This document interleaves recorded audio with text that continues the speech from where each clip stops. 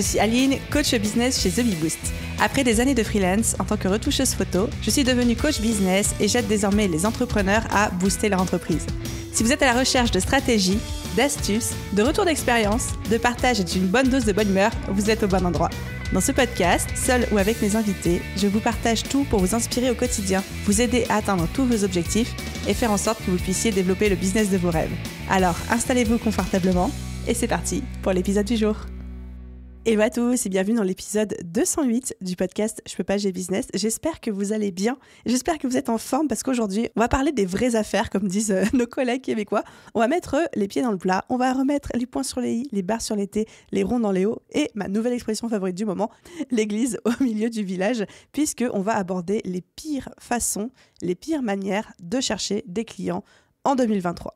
Parce qu'encore aujourd'hui, je vois trop de personnes qui ne savent pas comment chercher des clients efficacement ou pire, pensent savoir mettre en place certaines manières, certaines stratégies, mais qui au final ne sont pas du tout productives ou alors très peu si on considère le temps et l'énergie qu'ils mettent dedans.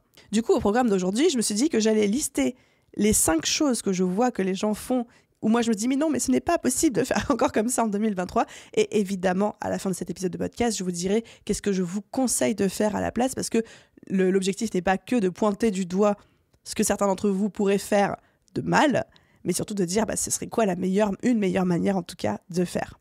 On le sait aujourd'hui, trouver des clients, c'est littéralement le nerf de la guerre de tout business. Si vous avez un business, si vous n'avez pas de clients, vous n'avez pas de business en fait. Vous avez une passion, vous avez un hobby, vous avez peut-être une association, une œuvre de charité, mais un business sans clients n'est pas un business. Ça, c'est mon premier petit bottage de fesses. Et du coup, je n'aurai qu'une seule question pour vous, pour démarrer cet épisode de podcast. Et cette question, c'est quelle est aujourd'hui votre stratégie pour attirer des clients en 2023? C'est quoi votre stratégie? Allez-y, dites-moi. Parce que si aujourd'hui, vous ne savez pas quoi répondre à cette question, si vous hésitez dans votre tête, alors déjà, c'est pas qu'on a un problème, mais c'est le premier signe qu'il y a quelque chose à travailler. Quand quelqu'un vous demande c'est quoi votre stratégie pour attirer des clients, vous devez pouvoir lui répondre. Si vous ne répondez pas, ça veut dire que vous n'avez pas de stratégie claire. Si vous n'avez pas de stratégie claire, ça veut dire que vous ne pouvez pas attirer de clients de manière efficace parce que, et ça va être mon premier message pour vous, attirer des clients, ce n'est pas le fruit du hasard. Les clients ne viennent jamais par hasard travailler avec nous. Un client ne vous découvre jamais par hasard. Un client ne veut jamais travailler avec vous, entre guillemets, pour voir ou pour tester. Non, c'est le fruit d'une décision souvent mûrement réfléchie parce qu'il investit de l'argent en vous, dans votre entreprise. C'est parce que vous l'avez bien ciblé, c'est parce que vous avez su être visible, mais ce n'est jamais le fruit du hasard. Et si vous pensez aujourd'hui que 50% des clients qui viennent dans votre business ou que 50% des clients qui viendront dans votre business, c'est le fruit de la chance, c'est faux. C'est faux. À la limite, je veux bien concevoir qu'il y a peut-être 5 ou 10% de chance dans le business parce que au fur et à mesure des opportunités auxquelles on est exposé, des rencontres qu'on fait, etc., on peut avoir accès à des clients où on n'aurait peut-être pas eu accès dans d'autres conditions. Mais au-delà de ces 5 à 10% que je vous concède de part de chance dans le business, tout le reste, c'est de la stratégie, c'est de la proactivité, c'est du passage à l'action, c'est de la réflexion, etc. Et c'est ça, on va dire, le cœur du message que j'ai envie de vous faire passer aujourd'hui, c'est que trouver des clients, c'est pas quelque chose de miraculeux qui arrive à certains et pas à d'autres, un petit peu par le fruit du hasard. C'est quelque chose qui se produit, c'est quelque chose qui se réfléchit, c'est quelque chose qui se construit et c'est votre rôle en tant que chef d'entreprise de le faire. Du coup, c'est parti pour les 5 pires manières de chercher des clients en 2023. La première, c'est d'attendre que ça vienne tout seul et parfois même de procrastiner activement par rapport à ça. Y compris avec les réseaux sociaux. Parce que juste créer un compte Instagram, créer une fiche Google My Business, maintenant je crois que ça ne s'appelle plus Google My Business d'ailleurs. Bref, vous m'avez comprise. Se répertorier auprès de l'Office du tourisme de sa région, que sais-je encore, et attendre qu'après ça fasse effet, ça ne fonctionne pas comme ça. Les réseaux sociaux ou alors les moyens professionnels de se faire connaître ou de se faire référencer quelque part ne sont pas des boutons magiques sur lesquels on appuie à un moment, créer mon compte, me faire référencer, entrer dans le listing et ensuite, pouf, les clients arrivent comme par magie, telles des cascades de personnes qui ont trop envie de travailler avec vous. Ça ne se passe pas comme ça. Donc, première croyance qu'on va déconstruire ensemble, c'est que non, créer un compte Instagram ne suffit pas, créer un compte LinkedIn ne suffit pas, se faire référencer sur une plateforme de freelance ne suffit pas, il va falloir faire beaucoup plus de travail que ça. Et le gros danger à ce stade-là, c'est celui de la procrastination active. Et mon ami Alexis Minchella, qui a le business qui s'appelle Tribu Indé, parle beaucoup, et j'adore ce terme, de freelance canapé. Le freelance canapé, c'est le freelance qui va procrastiner activement sur sa recherche de clients. C'est la personne qui va passer des heures à choisir les couleurs de son nouveau site ou de son logo. C'est la personne qui va passer des heures à essayer de trouver le meilleur contenu Instagram avec la meilleure caption et les meilleurs hashtags pour créer du contenu. C'est la personne qui va en fait trouver plein de choses pour s'occuper, pour avoir la sensation d'être productif et de faire des choses dans son business pour avancer, mais qui va être très très éloigné des vraies actions qui vont pouvoir lui apporter les résultats qu'il cherche. Donc ça, c'est un petit peu le fameux terme de freelance canapé. Et pour moi, c'est le gros danger quand on veut trouver des clients, c'est qu'on a tellement peur du rejet, on a peur de prospecter, on a peur de parler de nos offres, qu'en fait, on va trouver plein de petites actions qui vont être des stratégies d'évitement, des actions principales qu'on sait pertinemment qu'on doit faire, mais qu'on ne veut pas faire par peur ou par ennui ou pour plein d'autres raisons. Et du coup, on va trouver plein de manières de s'occuper autrement, où on va avoir la sensation fausse, mais la sensation quand même d'être productif. Et moi, je vois tellement de personnes qui passent beaucoup trop de temps à chercher le nom parfait pour leur business, le nom parfait pour leurs offres, les couleurs parfaites pour leur compte Instagram, leur site internet, leur logo, et tout ce genre de petits détails où au final on s'en fiche, parce que c'est pas vraiment ça qui va vous apporter vos clients. Je dis pas que ça compte pas du tout, mais c'est pas ça qui va vous apporter vos clients. Donc, la pire façon de chercher un client aujourd'hui, c'est d'attendre que ça vienne tout seul, et surtout encore plus quand on est dans des stratégies d'évitement telles que la procrastination active via des petites tâches qui au final sont insignifiantes, mais sur lesquelles on passe pourtant tellement de temps. La deuxième pire manière de chercher des clients en 2023, elle découle un petit peu de celle-ci aussi, puisque c'est le fait de faire de la création de contenu, donc de créer du contenu, et puis d'attendre que ça fonctionne les bras croisés. Et là encore aujourd'hui, je vois plein de gens qui me disent « Mais Aline, je comprends pas, je fais tout ce que tu dis, je suis sur LinkedIn, je suis sur Instagram, je publie 5 fois par semaine, 0 résultat, 0 client, et en plus du coup, je m'épuise, j'ai la sensation de perdre mon temps, il y a un truc qui fonctionne pas pour moi, etc. » Et en fait, à ces personnes-là, je dis « Oui, je comprends, et oui, je comprends surtout la frustration que ça doit être pour toi, mais aujourd'hui, la création de contenu ne se suffit plus à elle-même. Ça, c'est un fait.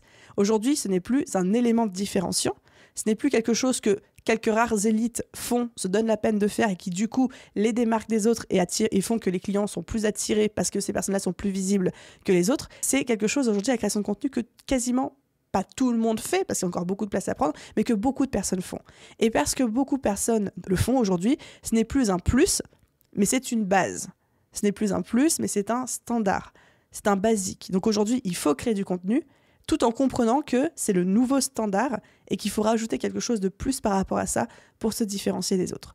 Donc je ne suis pas en train de dire qu'il ne faut pas créer de contenu et que ça ne fonctionne pas, je suis juste en train de dire que créer du contenu, il faut le faire, mais il ne faut pas faire que ça, parce que ça ne marchera pas de lui-même tout seul, ou alors là, on tombe dans les 10% de chances qui font que, parce qu'un nouveau contenu va devenir viral par la magie de votre réseau et des algorithmes, et vous attirez plein de clients, mais ça, pour le coup, on est dans ces fameux 10% de chances. Donc, qu'est-ce qu'il faut faire à la place ? On crée du contenu ? Oui. On le fait de manière stratégique, de manière intelligente, des contenus qui sont déjà haute valeur ajoutée, mais surtout qui sont faits pour nous attirer des clients. Donc ça, c'est pas n'importe quel type de contenu non plus, mais surtout, on va établir des stratégies marketing autour de ce contenu pour le partager, pour le repartager, et on va aller créer du contenu non pas que chez nous et après attendre que magiquement Instagram, LinkedIn, TikTok, Facebook, Twitter, Pinterest nous mettent en avant, mais on va, de manière proactive, aller aussi créer du contenu chez les autres, travailler notre visibilité. Donc ça, c'est ce que j'appelle souvent, et j'en parle dans ce podcast régulièrement, le plan média.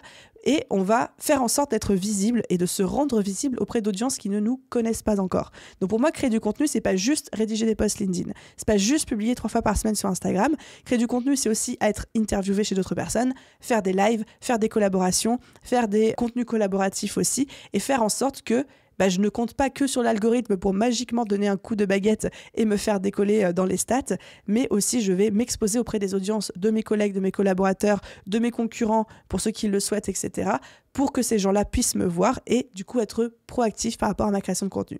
Donc là, les 2 points à retenir là-dedans, c'est que créer du contenu, c'est aujourd'hui un standard, ce n'est plus une exclusivité ou un truc d'élite qui fonctionne tout seul.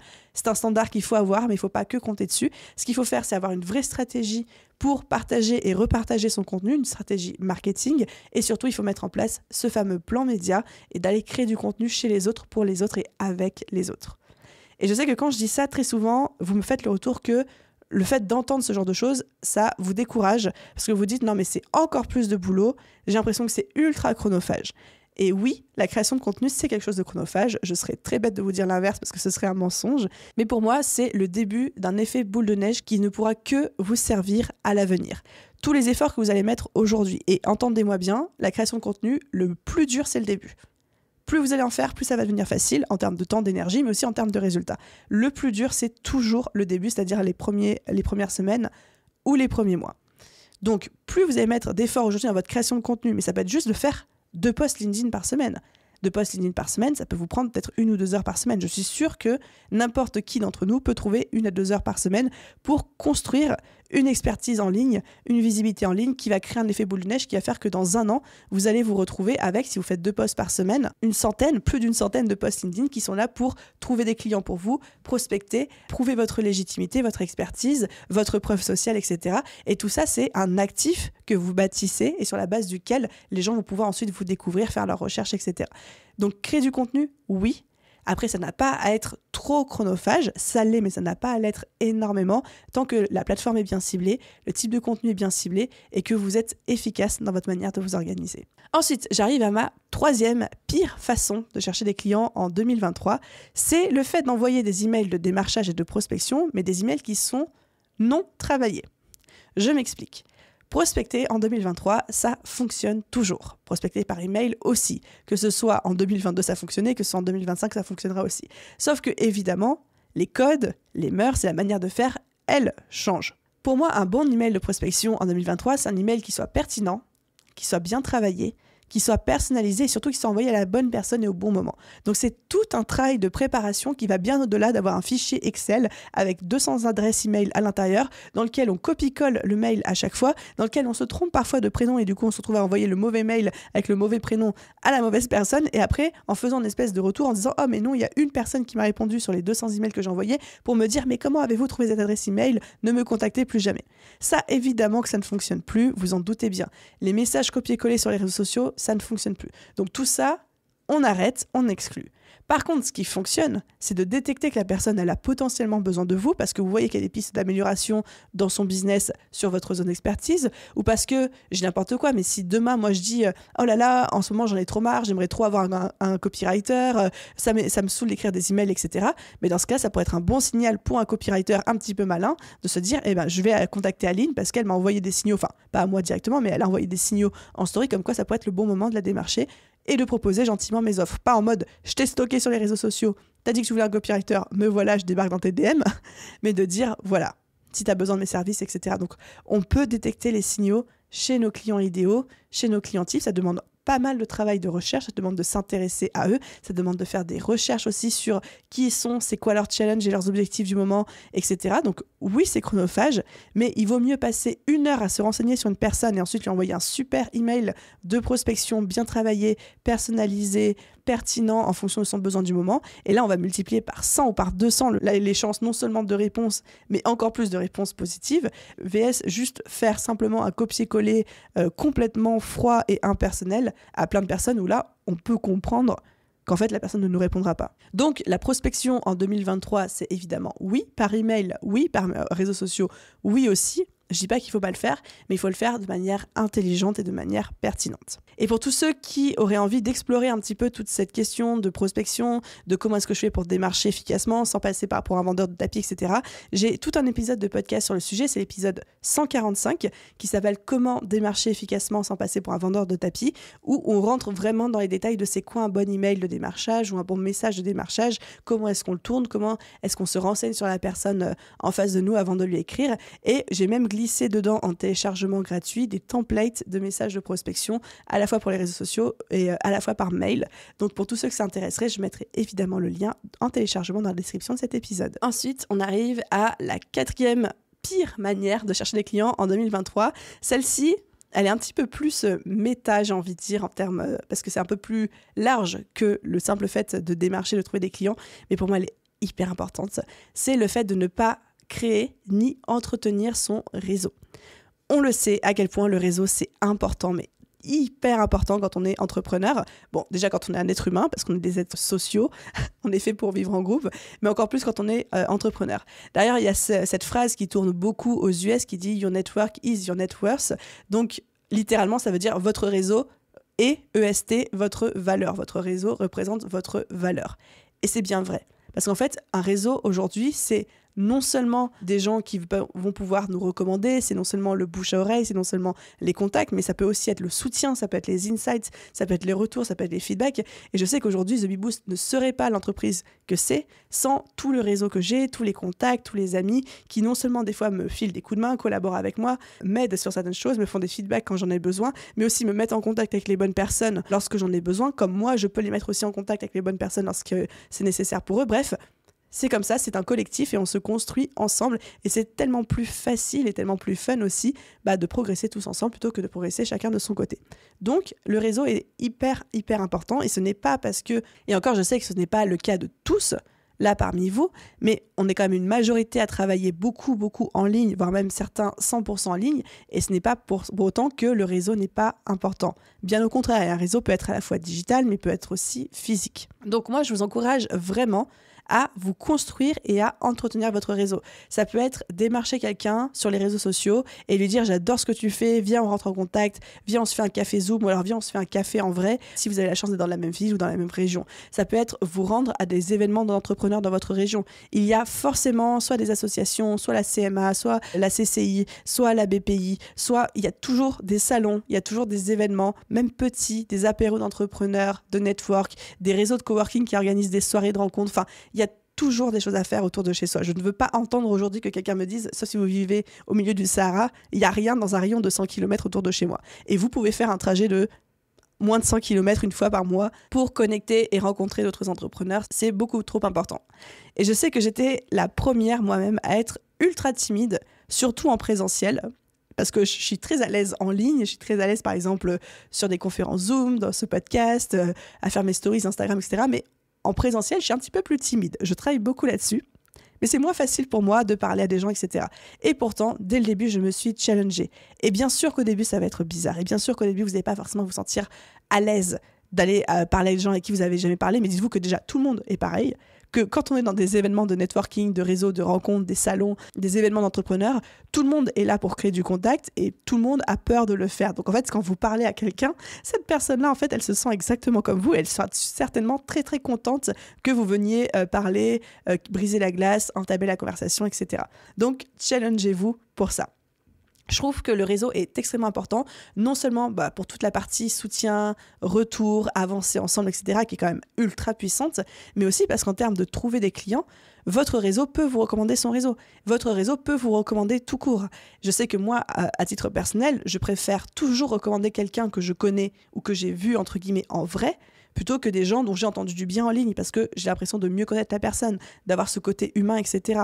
Donc en fait, si vous rencontrez les personnes en vrai, en présentiel, ces personnes-là auront beaucoup plus tendance à vous recommander vous, vs quelqu'un d'autre qui fait la même chose que vous, tout simplement parce qu'il y aura eu ce contact, il y aura eu cet aspect humain, authenticité en plus. Donc hyper important le réseau, même quand on travaille 100% en ligne, pour trouver des clients, parce qu'on va pas se mentir, le bon vieux bouche à oreille, la bonne vieille recommandation, ça reste quand même le meilleur marketing du monde. Et ensuite, les amis, on arrive à la 5e et dernière pire façon de chercher des clients en 2023. Et je sais que je vais pas me faire que des amis en la disant, mais j'assume haut et fort mon positionnement. C'est le fait de recourir à la prospection automatique / automatisée. Alors, qu'est-ce que j'entends par là ? C'est aujourd'hui, ça s'automatise beaucoup la prospection via des logiciels, via des robots, des chatbots, via ne serait-ce que le fait de prospecter en faisant des copier-coller de messages, etc. Et en fait, je trouve qu'il n'y a rien de pire que ça. Parce que déjà, si vous parlez à des gens qui ont un œil ou une sensibilité marketing, ça va être très vite grillé, mais vraiment extrêmement vite grillé. Et puis, il y a fort à parier aussi que la personne a déjà été démarchée par le même type de robot, le même type de message automatisé. Donc, vous vous grillez parce qu'elle comprend tout de suite qui vous êtes et quelle est l'intention derrière. Mais surtout que du coup, vous envoyez un message de « je veux ton argent et je ne te trouve même pas digne de m'intéresser à toi et de personnaliser mon approche pour toi. Et je me contente de t'envoyer soit mon chatbot, soit mon message copier-coller. » Donc, je sais qu'il y a beaucoup de gens qui le font. Il y a beaucoup de gens pour qui ça fonctionne aussi. J'en entends parler autour de moi tous les jours. Mais je sais que je suis vraiment contre parce que pour moi, démarcher, oui. Prospecter, évidemment, c'est important. Mais toujours dans le respect de l'être humain en face. N'oublions pas que si on fait du business, on le fait aussi pour aider la personne en face de nous parce qu'on a une mission, on a une passion, on a envie d'apporter notre expertise, notre expérience. On n'est pas là juste pour prendre la personne en face, la considérer comme une vache à lait qui va nous payer, mais qui n'est qu'un numéro sur un chatbot, un mini-chat ou que sais-je, entre autres. Donc, si certains d'entre vous étaient tentés de recourir à la prospection automatisée, automatique, copier-coller à des chatbots, etc., je dis pas que c'est un énorme no-go parce que, comme on dit, il y a toujours les exceptions qui confirment la règle, il y a toujours des cas dans lesquels ça pourrait être pertinent de faire ça, mais vraiment réfléchissez. Et je pense que pour moi, le pire choix serait de se dire je vais automatiser ma prospection parce que j'ai peur de la faire moi-même. Ça, ce serait la pire raison de le faire. Si vous pouvez m'en citer d'autres, en disant écoute, j'ai un fichier client de 700 personnes, je n'ai que 10 jours pour les contacter, ok, dans ce cas tu veux automatiser, je comprends, il y a une raison. Mais si c'est juste pour se cacher par peur et qu'on préfère qu'un robot s'occupe de notre prospection pour nous, non, c'est pas une raison suffisante parce que vous ne renvoyez pas du tout le bon message en face. Et je sais que moi-même, à titre de personne qui se fait énormément démarcher, on doit recevoir des dizaines de mails et de messages sur les réseaux sociaux par jour de propositions de gens qui veulent soit passer dans le podcast, soit sponsoriser le podcast, soit travailler avec nous en tant que prestataire, enfin bref, plein de choses différentes. Je sais que je préfère 1000 fois être démarché par un vrai être humain qui me montre qu'il a fait son travail de recherche, etc., que par quelqu'un où je vois clairement que c'est juste un pauvre message copié-collé. Je sais que ça se fait énormément sur LinkedIn, j'en reçois des dizaines aussi par jour. Non. Là, vous vous grillez littéralement tout de suite. Donc voilà les amis, pour les 5 pires façons de chercher des clients en 2023. On a parlé de attendre que ça vienne tout seul et procrastiner activement en mode freelance canapé. On a parlé de créer du contenu et après d'attendre que la magie des algorithmes opère. On a parlé des emails de démarchage non travaillés, non personnalisés. On a parlé du fait de ne pas créer ni entretenir de réseau. Et au final, on a parlé de recourir à la prospection automatique / automatisée. Et du coup, là, vous êtes en train de dire « Ok Aline, j'ai compris ce qu'il fallait pas faire, je suis à peu près d'accord avec toi, mais du coup, qu'est-ce que je fais? Qu'est-ce qu'il me reste ?» Alors, j'ai pas une recette magique à vous proposer, parce que si ça existait, une baguette magique ou un plan ABCDEF que vous pourriez suivre qui vous assurait, qui que vous soyez aujourd'hui, quel que soit votre business model, votre thématique, etc. d'activité, de fonctionner, je vous l'aurais déjà donné. Ça va dépendre. La bonne stratégie pour vous, pour trouver des clients, va dépendre de principalement 3 choses. La première, c'est votre business, ce que vous faites, votre thématique. La seconde, c'est qui sont les clients que vous cherchez à atteindre, parce qu'on ne va pas du tout mettre les mêmes stratégies pour attirer des clients qui ont dans la soixantaine et qui vivent à la campagne que des clients qui ont 20 ans, qui sont sur TikTok et qui vivent plutôt dans la ville. Je fais des énormes stéréotypes et des énormes caricatures, mais pour que vous compreniez. Et le troisième facteur à prendre en compte, c'est ce qui fait sens pour vous aussi. Il y en a certains d'entre nous qui vont être très à l'aise avec la prospection physique ou téléphone. Il y en a d'autres qui, au contraire, vont être beaucoup plus à l'aise avec la création de contenu. Donc voilà, ça va dépendre de ces 3 choses-là, c'est-à-dire de votre business, des clients que vous cherchez à attirer et de vous, de votre personnalité, de vos goûts, etc. Cependant, pour vous donner quand même un élément de réponse concret, moi, dans la majorité des cas, ce que je remarque, ce qui fonctionne pour moi et ce qui fonctionne aussi pour énormément de personnes avec qui je travaille ou même que j'accompagne, c'est un mix entre 3 stratégies, c'est-à-dire la création de contenu, la prospection directe et le réseau. Donc je les répète, la création de contenu, la prospection directe et le réseau. Et en fonction des business, on n'a pas le même rapport, on n'a pas les mêmes pourcentages. C'est pas 33%, 33%, 33%. Par exemple, chez The Big Boost, c'est énormément de création de contenu, peut-être 80% de création de contenu, 15% de réseau et 5% de prospection directe. Et ça, c'est ma popote à moi. Et peut-être que pour vous, ça va être une répartition complètement différente. Mais en tout cas, création de contenu, prospection directe et réseau. Et là, les proportions varient d'un business à l'autre, mais c'est vraiment, j'ai envie de dire, la recette magique qui semble bien fonctionner pour beaucoup de personnes. Donc la bonne question à vous poser là maintenant tout de suite, c'est de vous demander, ok, sur ces 3 points, lequel ai-je besoin de travailler en ce moment? Sur lequel j'ai envie de me challenger à m'améliorer là maintenant tout de suite, et ensuite d'aligner les actions pour. Voilà les amis pour ce petit épisode de podcast. Encore une fois, je pense que si j'avais une conclusion, et un message que j'ai envie et besoin que vous reteniez aujourd'hui, c'est que les clients qui arrivent dans un business, ce n'est jamais un hasard et encore moins de la chance. Il faut s'enlever cette idée de la tête. Il y a seulement 10% de chance dans le business. Mais 90%, c'est du travail, c'est de la stratégie, c'est du marketing, c'est vous, c'est vos actions, etc. Attirer des clients, c'est le fruit d'un travail réfléchi. C'est vous qui vous êtes posé derrière un bureau et qui vous êtes dit « Ok, c'est quoi la stratégie qui va fonctionner pour moi, pour mon business et pour ma personnalité ?» et de mettre ça en place. Et quand vous avez compris ça, quand vous avez commencé à aligner les bonnes stratégies, c'est là où les clients vont vraiment commencer à arriver. Et si vous avez besoin d'aide pour justement mettre en place toutes ces stratégies, que vous avez besoin d'un plan d'action, qu'on vous guide pas à pas à travers tout ça, on a déjà des tonnes de contenus gratuits, que ce soit sur le podcast, sur le compte Instagram ou sur le blog de The Bee Boost, qui sont là pour vous aider. Et je vous encourage aussi vivement, parce que c'est l'objectif numéro 1 de la formation, à vous renseigner sur la BSB Academy, qui est mon énorme programme de formation business, dont j'ouvre les portes une fois par an. Généralement, c'est au printemps, aux alentours du mois de mars, et où je vous apprends littéralement à faire ça, c'est-à-dire à vous connaître, à connaître votre business, à connaître votre client et à mettre en place pas à pas les bonnes stratégies pour vous qui vont attirer des clients d'une manière qui vous semble naturelle, qui ne vous semble pas contre-productive et surtout qui ne vous donne pas l'impression de passer pour des vendeurs de tapis. Donc là, pour vous renseigner là-dessus, si c'est quelque chose qui vous intéresse, si ça résonne en vous ce que je viens de vous dire, vous pouvez aller sur thebeeboost.fr/BSB, donc les lettres BSB, et je vous mettrai aussi le lien en description. Merci d'avoir écouté cet épisode jusqu'au bout. Merci à tous d'être des auditeurs aussi fidèles sur ce podcast. On voit les écoutes qui montent mois après mois et vous n'avez pas idée à quel point ça me rend heureuse. Donc, plein de gratitude pour vous. Et je vous souhaite à tous une merveilleuse journée, soirée, après-midi, nuit, où que vous soyez. Et je vous dis à très vite dans un prochain épisode. Bye tout le monde!